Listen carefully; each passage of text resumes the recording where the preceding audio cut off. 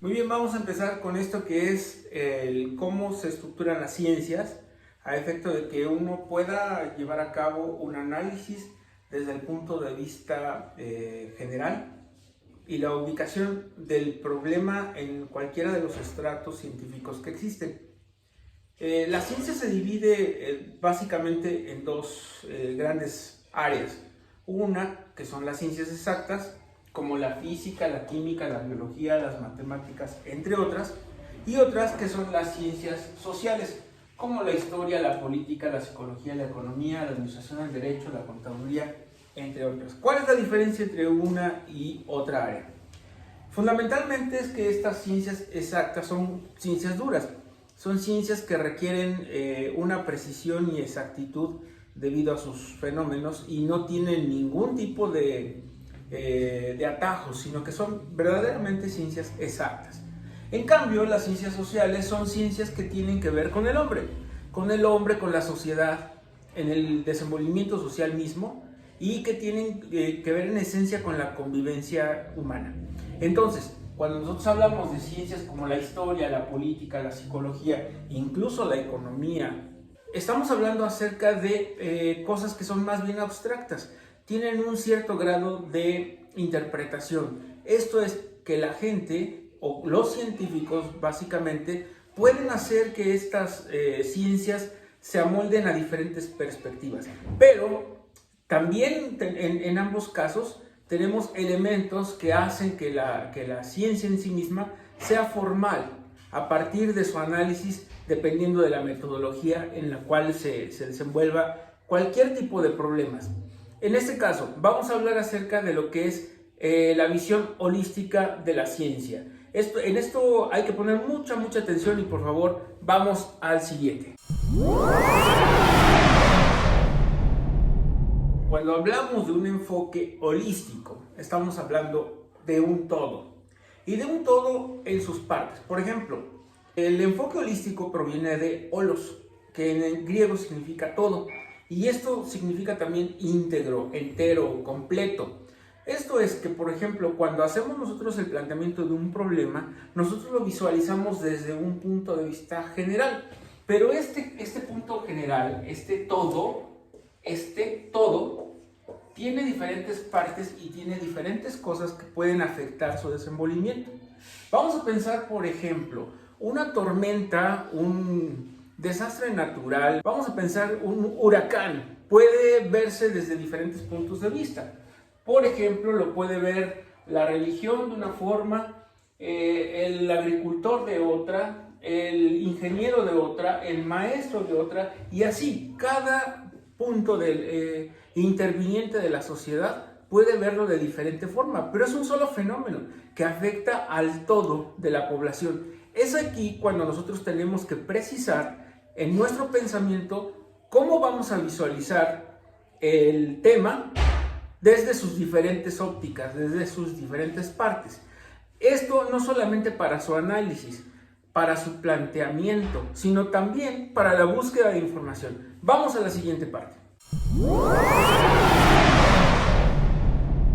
Después de ver que un problema se puede analizar desde un punto de vista holístico, pero también por sus diferentes partes que le integran, nosotros podemos entender que la ciencia en sí misma y todos los problemas analizados por la ciencia se pueden regir, un principio de complementariedad, que esto es que un problema, incluso una ciencia, se puede apoyar de diferentes ciencias para definir ese problema, para resolver ese problema. Quiere decir que si yo visualizo una problemática desde el ámbito de la biología, también puedo ver su impacto o su influencia desde la sociología, la política, la economía o alguna otra área. Eso es cuando nos referimos al principio de complementariedad. Por otra parte, cuando hablamos acerca de la continuidad, esto quiere decir que ningún problema, ninguna ciencia es totalmente aislada. De hecho, los fenómenos, decía yo en la parte anterior, cuando hablamos acerca de lo que es el holismo, no todos los problemas se pueden hablar como eventos aislados. Simplemente los fenómenos ocurren y nosotros, dado el estilo de la ciencia, dadas las posibilidades de la ciencia, la tenemos que desmenuzar por partes.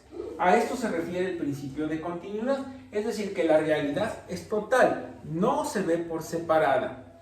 Otro principio importante es el holográfico. El principio holográfico nos permite hacer un planteamiento tanto del problema como de las preguntas, como del planteamiento o frase en sí misma, que nos ayuda a entender el fenómeno o los fenómenos de una manera más sencilla, más fácil, y aquí nos lleva al principio de posibilidades. Es decir, un problema lo podemos llevar hacia ciertos estratos, a ciertas áreas que nos puedan ayudar a hacer algún tipo de predicción o que también a la vez nos generen posibilidades de ser solucionados estos problemas, ya sea por la ciencia misma o por el conjunto de ciencias que la circundan.